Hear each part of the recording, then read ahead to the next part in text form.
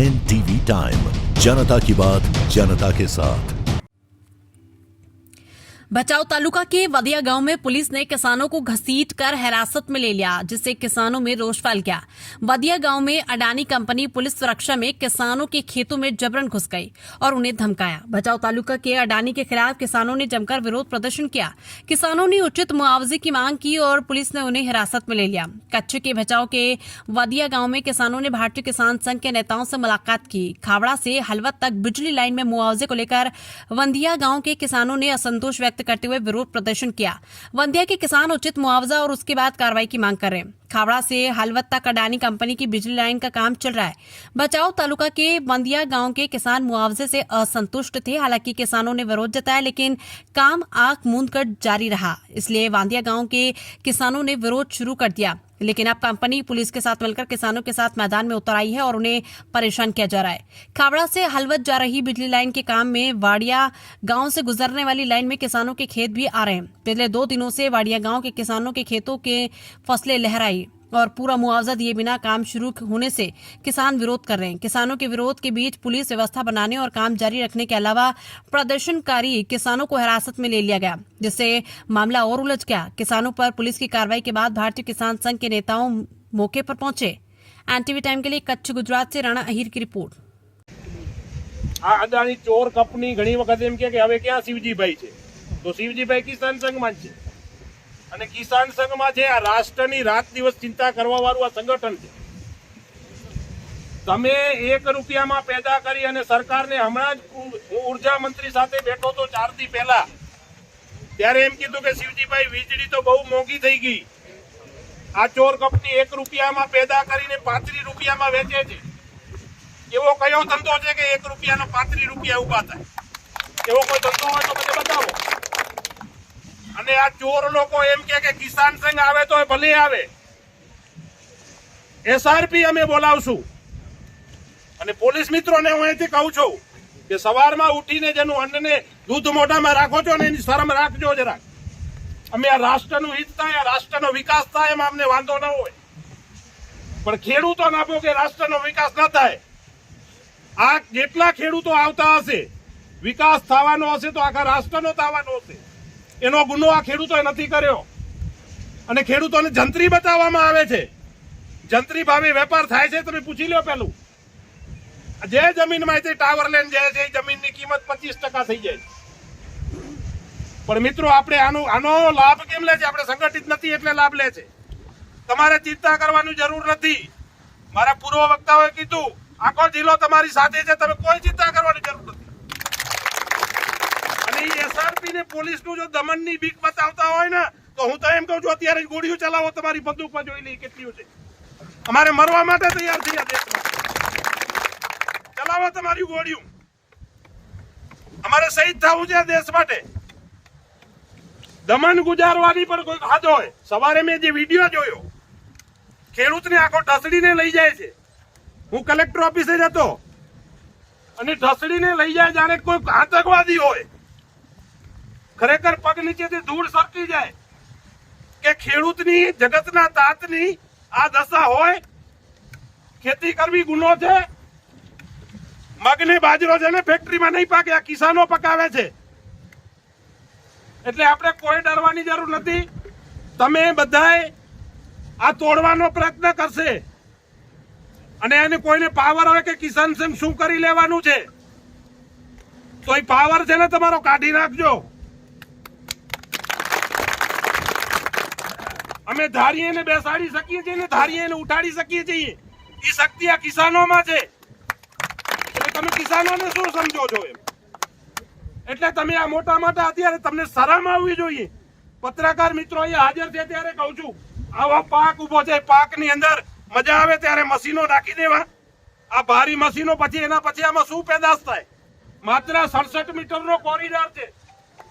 આ 67 મીટરનો કોરિડોરની અંદર ચોફેર એના વાહન ભરે છે, જમીનની શું કિંમત થાય?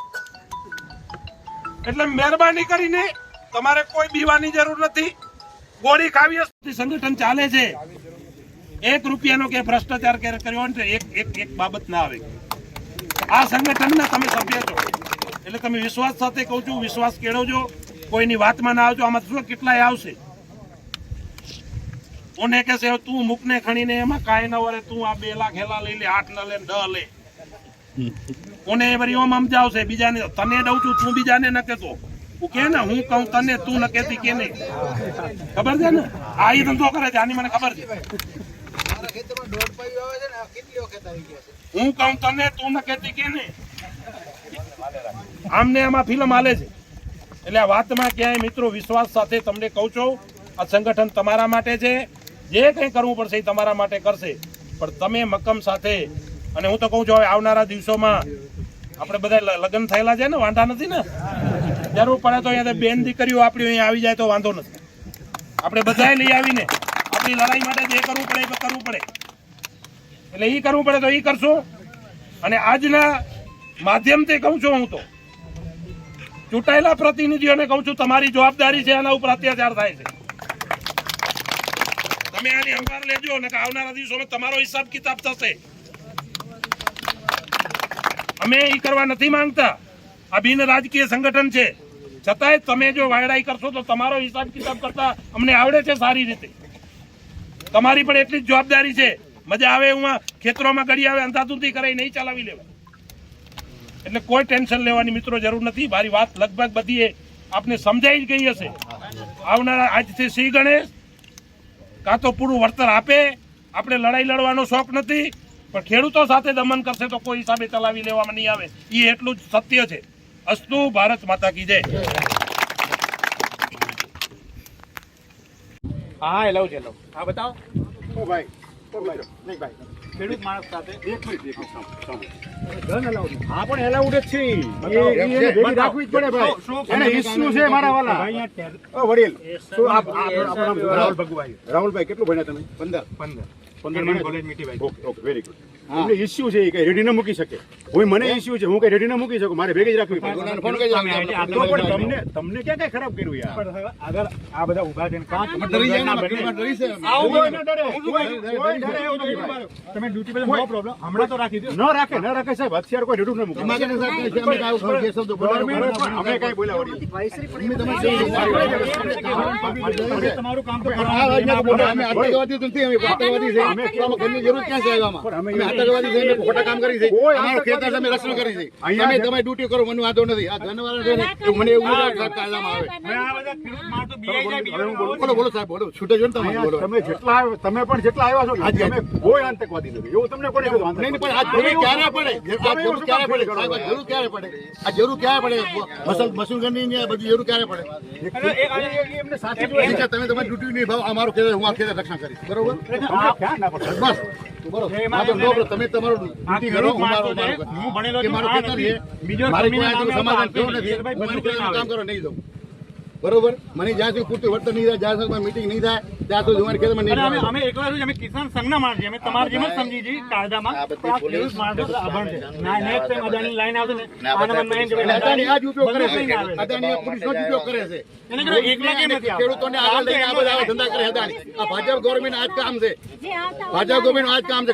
કામ તો અમારે ખાલી ખેડૂતો માટે કાયદો છે સાહેબ. અમારે ખેડૂતો માટે કાયદો, બીજા કોઈ માટે કાયદો નથી. અમે ખેડૂત ને સાહેબ મશીન ગન લઈ આવવાની, ગન લેવાની શું જરૂર છે? ગન તમારા માટે નથી સાહેબ. અમે ડરીએ છીએ.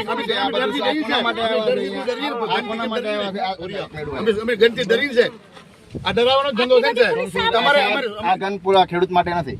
બરાબર છે. આ ખેડૂત આ બધા ખેડૂત છે. બરાબર છે. અહીંયા બીજો કોણ આતંકવાદી દેખાય છે ને આટલા તમને ક્યાં કીધું તમે આતંકવાદી છો યાર? પણ ઇનડાયરેક્ટ તમે નથી કહેતા, પણ સાબિત કરવા માંગે છે અદાણી વાળા કે આ ખેડૂત માટે બંદૂક જરૂરી છે. અરે અમે બંદૂક અમે કોહાળ લઈને આવ્યા છીએ. અમે ઘરે નથી મૂકી